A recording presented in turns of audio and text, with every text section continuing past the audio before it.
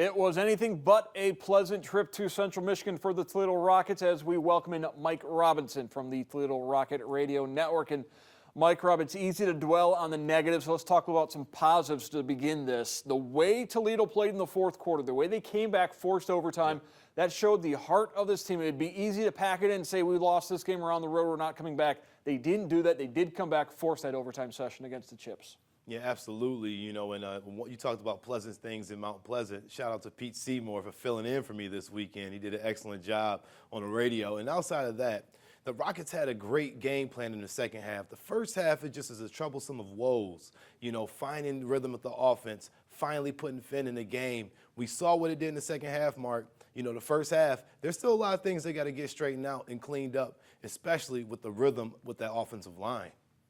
I've never been a fan of the two-quarterback system, and I think we have finally got to the point where the Rockets are not going to go to that two-quarterback system anymore. Daquan Finn got the start. They stayed with Finn the entire game. Moving forward, it would appear as if Daquan Finn will be the starting quarterback for the Toledo Rockets. I think we've seen enough evidence through the first half of the season. The offense works better with Finn in the game. Well, you know, the judge and jury has to be Jason Candle, you know, when he makes that type of decision. You know, I think everybody else could see as well, you know, Daquan Finn was definitely the right move to go, definitely with Central Michigan. You saw the points he was able to put on the board. His efficiency all season has been on point, but what has not been on point, and which the jury and he's still on trial for, is his passing ability. He has to find a way to hit those passes on the run and sometimes slow down what you may call those happy feet. But just for being a freshman, he's still doing a pretty good job of holding his own. I think he looked very poised, and going forward, if he is a full-time starting quarterback for this football team, I think he has a really bright future and has the ability to be one of the greats because of what he can do with his feet and as he will develop with his arm.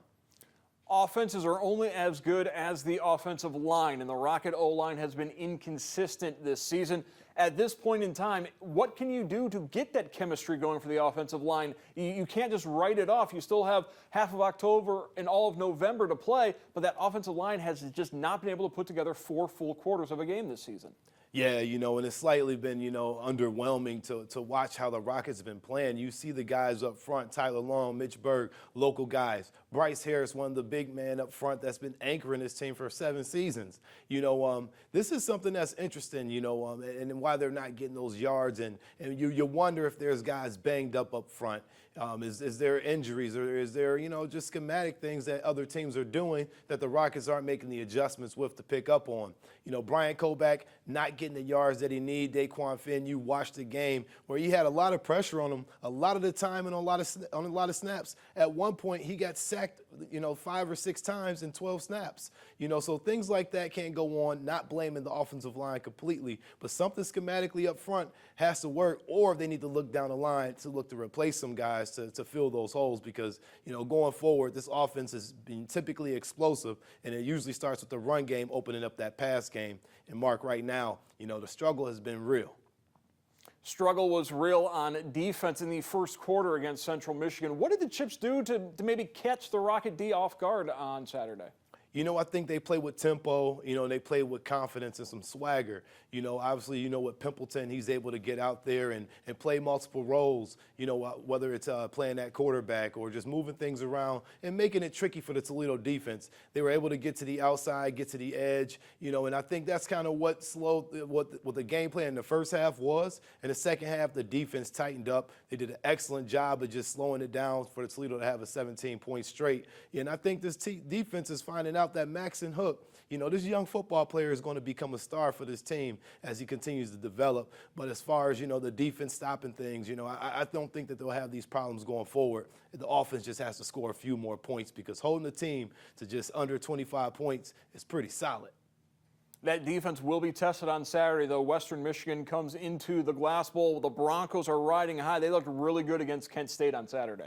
Yeah, absolutely. You know, and this team is about highs and lows as well, just kind of like our Rockets. So you don't know what team you're going to get out the Broncos, but you're going to know that you're going to get one of the best coached teams you're going to see in the MAC. They come out week in, week out with a solid game plan. They've played a tough schedule like Rockets, and they've also lost their fair share of road games. So with that road game being a theme for the Rockets, and not just the Rockets but other teams, you know, they lost at Ohio University, things are going to have to get curious here. You're going to wonder if the Rockets are going to step step up and really play their best football. They're playing for the MAC championship hopes. That's it on the line this weekend. Everything that you want, all your goals are still ahead of you. You got to win this week, so you wonder how the Rockets going to bounce back and play at home after having another, very close loss.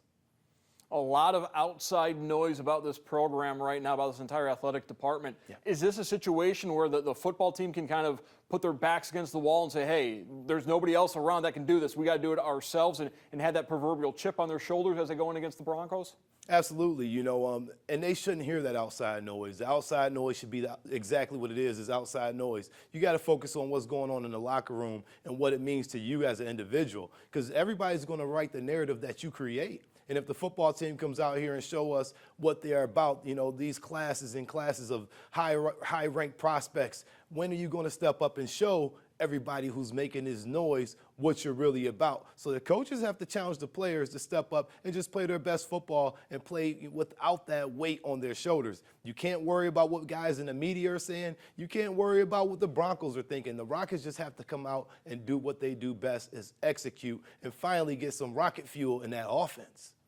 And after this week's home game against Western Michigan, we get into November and MACtion and midweek games, and it's going to be a really fast November. The Rockets have got to get some momentum building beginning this Saturday. I want to thank Mike Robinson from the Toledo Rocket Radio Network for joining us. Mike, Rob, thank you very much. Thanks for having me.